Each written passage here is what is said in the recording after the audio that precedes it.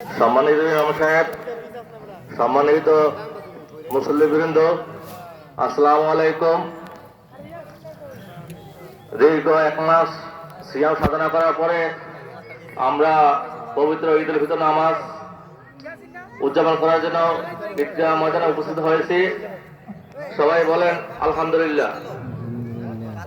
মসজিদটি প্রায় আজ থেকে 40 বছর আগে নির্মাণ করেছেন। যারা তখন নির্মাণ করেছেন অনেকে কষ্ট করেছেন, অনেকে শ্রম দিয়ে, বুদ্ধি দিয়ে, জায়গা দিয়ে, অর্থ দিয়ে অনেক পরিশ্রম করেছেন। তখন আমাদের মহল্লাবাসীর তেমন একটা আর্থিক অবস্থা ভালো ছিল না, তখন টিনের রোড ছিল। এখন যাই হোক, সবাই পরিশ্রমের বিনিময়ে, সবার দানের বিনিময়ে মসজিদটি একটি সুন্দর অবস্থার উপর দাঁড়িয়েছে। তো এখানে বিশেষ করে আমাদের সেক্রেটারি সাহেব মনির, তারপর আলী আশরাফ, তুহিন, সবাই মোটামুটি ভালো বলেছেন উন্নয়নের মূলক ব্যাপারে। তো যারা এটার জন্য কষ্ট করে গেছেন, তাদের, যারা পরলোক গমন করেছেন, তাদের সবার জন্য আপনারা দোয়া করবেন।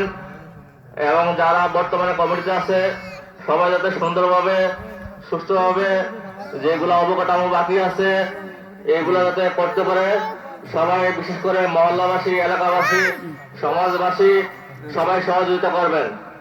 আসলে মসজিদ যত বড় ধনী হোক, একা কেউ করতে পারে না, সবাই মিলেমিশে করতে হয়। তো এখন আসলে সবাই মোটামুটি বলে গেছেন। তো আমি আসলে একটু বলতে চাই, তখন মানে আপনি তো ব্যক্তিগতভাবে সবাই সহযোগিতা করেছেন, আর এমনি সরকারি ফান্ড থেকে আমি 1 লক্ষ টাকার মতো এনে দিয়েছিলাম উদ্যোক্তা হয়ে। তখন হয়তো জজুভাই কমিটিতে ছিল। আর এখন কিছুদিন আগে ওই যে কালভারটা মনির বলছে, এটার জন্য আমি ইঞ্জিনিয়ার পাঠিয়েছিলাম। তো এটা আশা করে হবে। আর এমনি একটা জেলা পরিষদ থেকে 2 লক্ষ টাকা মোটামুটি বরাদ্দ হয়েছে। এটা মন্ত্রণালয়ে আছে অনুমোদনের জন্য, চূড়ান্ত অনুমোদনের জন্য।